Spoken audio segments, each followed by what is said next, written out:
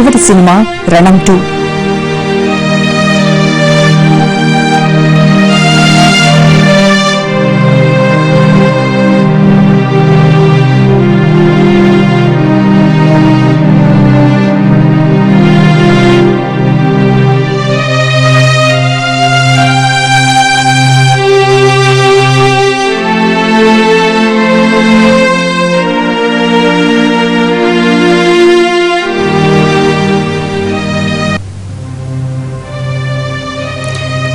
ఆర్తి మరణానికి సంబంధించి మరింత ఇన్ఫర్మేషన్ మా రిపోర్టర్ ఫనీతో మాట్లాడదాం.